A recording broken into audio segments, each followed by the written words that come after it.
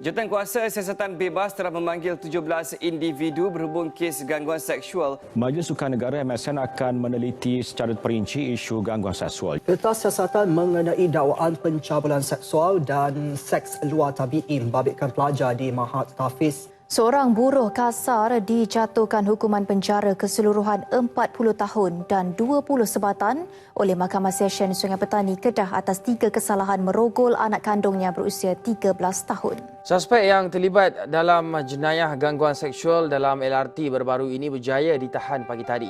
Kementerian Pendidikan KPM menasihatkan pelajar atau ibu bapa kepada mangsa gangguan seksual agar tampil membuat laporan polis terhadap apa jua salah laku yang dilakukan oleh mana-mana guru sekolah.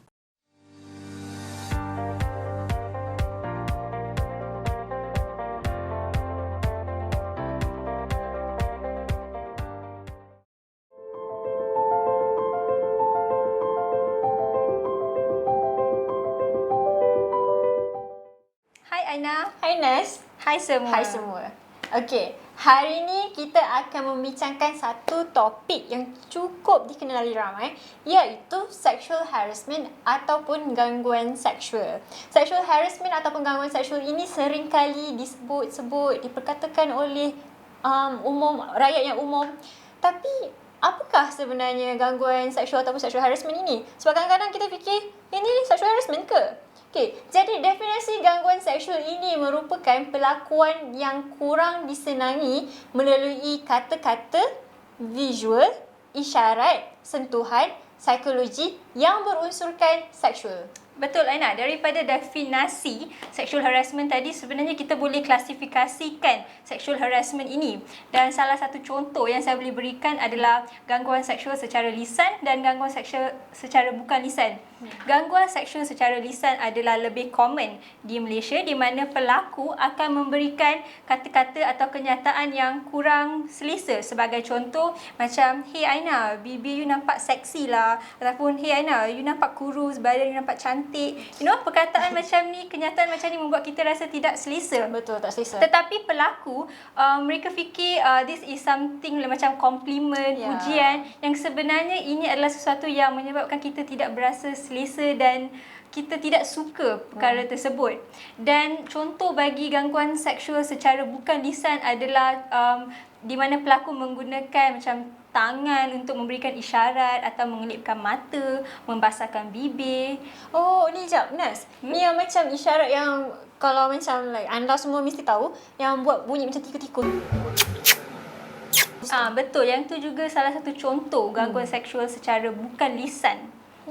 Yang ketiga pula, gangguan yang ketiga pula ialah gangguan secara visual. Gangguan secara visual ni adalah satu form of sexual harassment yang bukan cukup umum tapi seringkali diperkatakan juga especially kebelakangan ini. Betul. Saya rasa disebabkan era globalisasi di mana semua orang terdapat akses kepada media sosial. Social media, betul. Social media main peranan yang sangat besar sebab gangguan seksual secara visual ini lebih senang didapati kerana macam saya bagi contoh di Instagram ataupun di Twitter, di Facebook, tiba-tiba macam you just minding your own business, tiba-tiba dapat message daripada stranger, someone that you do not know, and then dia pergi hantar gambar kemaluan dia. That's very, very not okay. Next is gangguan seksual secara psikologi. Psikologi ni dia lebih dia lagi kompleks sikit dan dia lagi umum terhadap kanak-kanak. Ya, saya rasa Aina, this is a form of macam sexual harassment yang biasanya pelakunya adalah daripada golongan keluarga. Keluarga, guru. Kita boleh guna perkataan grooming ini di mana kanak-kanak telah pun diasuh atau disetkan daripada kecil. Betul. Siapa-siapa yang rapat dengan kanak-kanak itu dewasa, kanak-kanak tu akan percayakan kepada orang yang lagi dewasa lah. Jadi, child grooming is not something new, but it is something yang kita baru start to get more awareness sekarang ini. Next is yang paling, saya rasa yang paling serious, bahaya is gangguan secara fizikal. Gangguan secara fizikal ni ialah apabila saya rasa ini cukup umum bahawa gangguan secara fizikal ni ialah apabila terdapat jenis macam sentuhan ke, pelukan ke, ciuman ke, rabaan ke. Dan gangguan secara fizikal ini memang saya boleh katakan tak semua orang hadapi this type of sexual harassment. And I for sure I have to say that I unfortunately have experienced this type of sexual harassment. Sebab masa saya kena gangguan secara fizikal ni, saya tengah bercuti bersama keluarga saya, bersama kedua ibu bapa saya, kami bertiga sahaja, dan gangguan secara fizikal ini diadakan di tempat awam oleh apa tu orang panggil? Tour guide. Tour guide. Oleh my own tour guide. Jadi macam dah lah dekat negara asing, negara yang bukan kita punya tak negara. Familiar kan? Kalau jadikan negara kita jerit, tolong, orang datang lah kan. Pergi kat polis ke kan. It's different. You never expect that to happen to you. And at that particular time, you really do not know what to do. Betul Ana, tapi saya rasa kan orang awam pun memainkan peranan yang sangat penting. Betul. Sebab bila pelaku berani untuk membuat sentuhan, biasanya kita dengar macam terdapat gangguan seksual di macam pengangkutan awam. Betul. Saya rasa orang awam sepatut lebih proaktif dalam menghentikan perbuatan seperti ini, bukan hanya melihat, merakam and then memviralkan. Kadang-kadang macam contoh dekat pengangkutan awam terdapat ramai orang. So kalau you nampak orang tu depan you kena raba ke apa, sometimes orang yang kena tu diorang takut tau. Betul. Jadi they need someone juga tau. So kita semua ada peranan masing-masing. Betul. Tetapi ada satu isu yang sekarang ini tengah hangat dan juga patut diketengahkan lagi dan lagi, iaitu isu rogol tidak boleh dijadikan bahan jenaka dan gurauan. Betul itu Aina. Saya rasa isu ini harus dididik sejak awal lagi, dan golongan yang mempunyai peranan yang sangat penting adalah ibu bapa dan golongan pengajar, di mana mereka harus mengajar kanak-kanak sejak dari bangku sekolah lagi bahawa rape bukan sesuatu yang boleh dijadikan jenaka.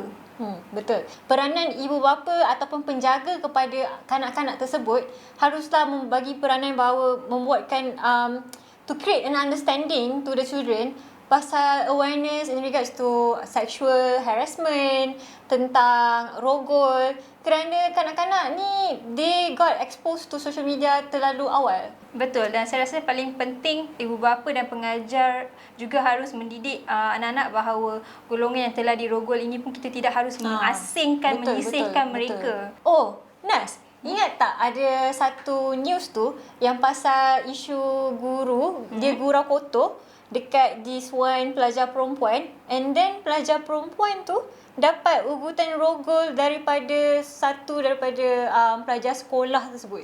Oh, saya rasa this is isu yang guru telah membuat sexual joke di dalam kelas. The girl telah rasa tak selesa lah bila someone that you look up to macam cikgu telah membuat this kind of joke pasal sexual harassment. So pelajar tersebut telah memberanikan diri untuk memberanikan diri untuk membuat laporan. Ya, betul.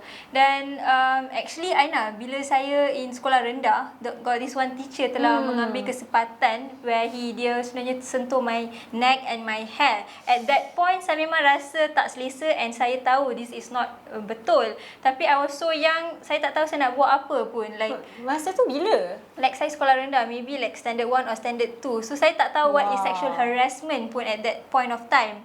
So saya rasa sexual harassment has been happening since dulu sampai sekarang. Tapi awareness kini adalah lagi tinggi. So kita harus menggunakan this opportunity untuk sebarkan awareness bahawa this is not right, we have to stop it. Betul. Yang pelajar tu memang one good example of she guna social media untuk speak up. And people notice about it. Betul. Anda boleh menghubungi pegawai psikologi ataupun kaunselor organisasi Jabatan Perkhidmatan Awam atau juga agensi-agensi yang mengendalikan isu-isu gangguan seksual untuk khidmat nasihat selanjutnya. Dan saya rasa sekiranya anda telah diganggu secara seksual melalui social media seperti mendapat gambar-gambar yang Visual. kurang tidak senonoh, so anda boleh actually screenshot, simpan gambar tersebut dan sertakan dalam aduan anda Betul. sebagai bahan bukti. Betul. Sebab apa-apa pun yang penting ialah please speak up when you in a position where you being sexually harassed. Betul. And orang yang mempunyai pengetahuan mengenai sexual harassment itu pun harus membantu rakan ataupun ahli keluarga untuk supaya mereka berani. Kita semua mempunyai peranan kita masing-masing. Betul. Kita tak boleh berdiam diri sahaja. And then satu lagi yang kami ingin katakan bahawa topik mengenai gangguan seksual ataupun sexual harassment ini sangat besar. Yang Betul. Sebenarnya lebih banyak isu yang kami ingin mengetengahkan, tapi sebab kesentukan masa, so kami hanya akan membincangkan isu perkara-perkara yang telah dibincangkan tadi. Namun kami berharap supaya mesej yang kami ingin sampaikan bahawa sexual harassment is something that is serious, should be taken serious also, dan juga awareness should be given more towards this sexual harassment. Kami mewakili Rapera ingin menggalakkan orang awam untuk berfikir dan menjadi rakyat yang beresan.